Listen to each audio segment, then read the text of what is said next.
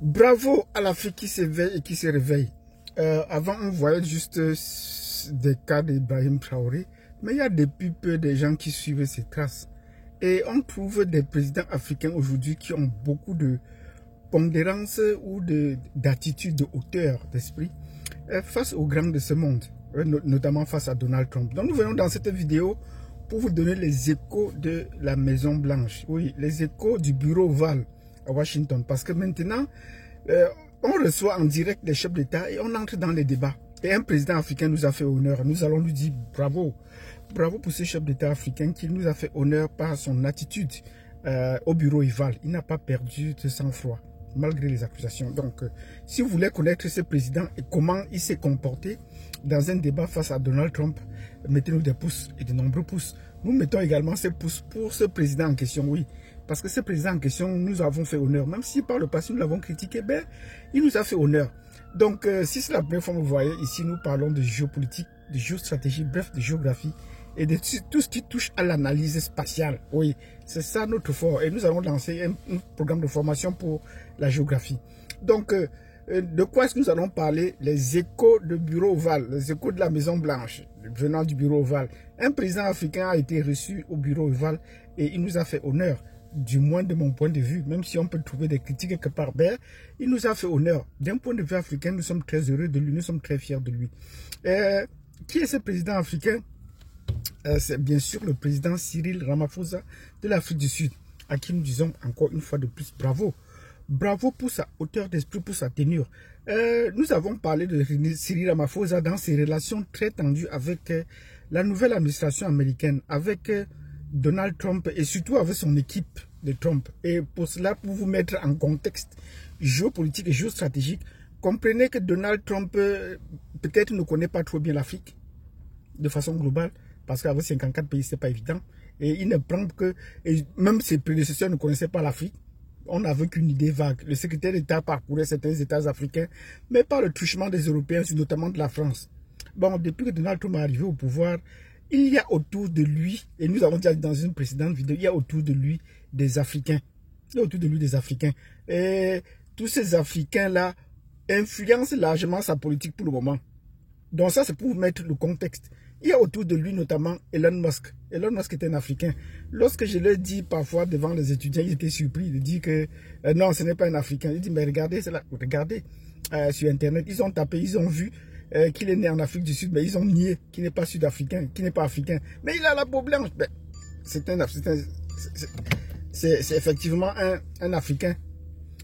À côté de Elon Musk, il y a également le vice-président. Le vice-président J.D. Vance, il n'est pas sud-africain, mais son parrain est un sud-africain également.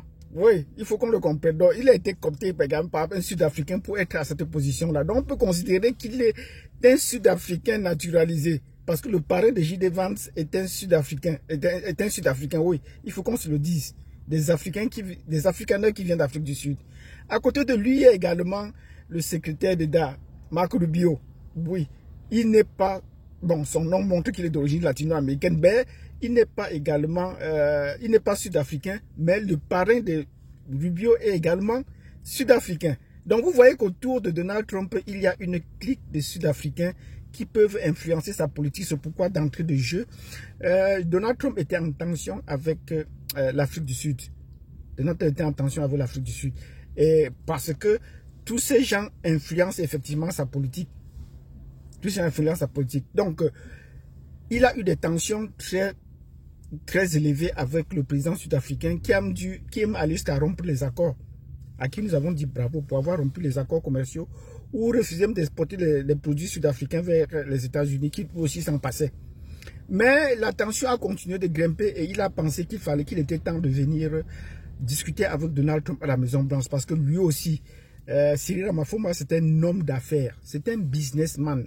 Donc il a la même attitude ou la même vision des choses que Donald Trump. Et il a gardé son sang-froid et il est venu avec une équipe solide pour pouvoir discuter avec Donald Trump. La première chose pour laquelle nous disons bravo, c'est pour après vous avoir mis en contexte, il a reçu avant-hier et on a vu Cyril Ramaphosa très posé et très calme. Il ne s'est pas agité comme les autres présidents. Même sa façon de s'asseoir dans la chaise était déjà assez confortable. Il s'est retourné, mais il n'était pas assis au bord de la chaise, où des gens étaient pressés de prendre la parole. Non, il a laissé Donald Trump dérouler tout son speech, dérouler tout son argumentaire, et il s'est même donné l'occasion de demander la permission même pour parler. Ce que les autres faisaient en l'interrompant. Non, il a dit et redit ce qu'il avait à dire contre l'Afrique du Sud. Et il a pris tout son calme. Et Cyril Ramaphosa a pris tout son calme pour lui répondre. Et lui répondre de façon magistrale. De quoi est-ce que portait l'accusation?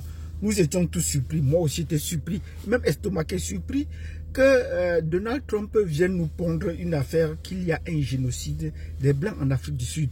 Et nous sortons, il sort d'où avec cela? Comment est-ce qu'il peut dire cela alors qu'aucun média n'a encore dit cela? Et même si un média le disait, ça était un tollé général. Qu'on parle d'un génocide des Blancs en Afrique du Sud.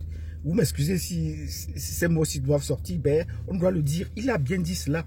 Et il a sorti pour preuve des vidéos qu'on n'a pas vues, que les médias ont refusé de projeter, de montrer ces vidéos au reste du monde. Il a sorti également des articles de journaux. De quels journaux encore? Oui, on sait que Elon Musk et son équipe sont capables de fabriquer ces journaux et de les publier.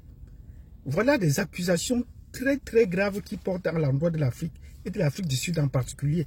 Malgré tout ça, Cyril Ramaphosa n'a pas perdu son tempérament. Il est resté tout calme et a attendu qu'il fasse une pause. Et il a repris la parole pour lui dire qu'il est surpris de cette sortie-là, que lui, il n'est pas au courant. Ça, c'est le premier argument qu'il a dit de façon très posée, très calme. Nous disons bravo pour cela. Et deuxième argument dont il a fait preuve, il a dit que s'il était au courant, il est venu avec son équipe. Et son équipe le prouve à suffisance. Parce que dans son équipe, il y avait des Blancs. Tout le monde était surpris, il y avait des Blancs dans son équipe. Notamment, son ministre de l'Agriculture, à qui nous disons bravo. Il dit que s'il y avait des situations pareilles, son ministre de l'Agriculture allait réagir. Parce que son ministre de l'Agriculture, c'était un Blanc. Mais il ne lui-même n'était pas au courant. Il allait intervenir pour le dire. Mais il ne l'a pas fait. Donc, on lui dit bravo pour cela, pour son équipe. Il est venu également avec 2 golfeurs. Mais il avait une équipe solide, qui était des Blancs également. Donc, quand il parle de génocide des Blancs, d'où est-ce que cela sort pour l'Afrique du Sud? D'où est-ce que cela sort? Donc, l'équipe de Trump était une équipe multiraciale avec des Blancs. Donc, les Blancs qui étaient dans l'équipe étaient surpris de trouver que on parle de ce génocide-là en Afrique du Sud. Le ministre de l'Agriculture, qu'est-ce qu'il a dit? Qu'on a spolié des terres. D'où viennent ces terres? Le même argument que Donald Trump donne pour le Danemark, qui lui a donné ces terres, il faudrait qu'il applique également, qui a donné ces terres aux Blancs, sinon pas spolié. Ce n'est pas en Europe. Ils sont venus, ils ont occupé ces terres, et maintenant on dit qu'on les a spoliés de leurs terres, et on les a tués même là-dessus. Ben, on n'a pas compris ce cas, jusqu'à ce qu'il intervienne, on n'a pas compris ce cas. Donc, nous disons bravo à Cyril Ramaphosa qui a gardé tout son calme, il a bien reçu, et puis lui a dit au revoir, il a gardé tout son calme, et c'était à son équipe de répondre. Nous comprenons que ce sont les manigances de l'équipe qui est autour de Trump, que j'ai cité précédemment, qui est en train de vouloir manipuler l'opinion de ce côté-là. Donc, Donald Trump est tombé également dans un fake news. Il a sorti également son fake news. D'où est venu ces arguments, on n'a pas vu jusqu'à présent. Donc, nous disons bravo à Cyril Ramaphosa et à toute l'équipe qui est partie. Parce qu'il aussi réagit comme un businessman. Le deal, on ne s'empresse pas, pourquoi on ne panique pas. Donc, nous disons bravo pour cela.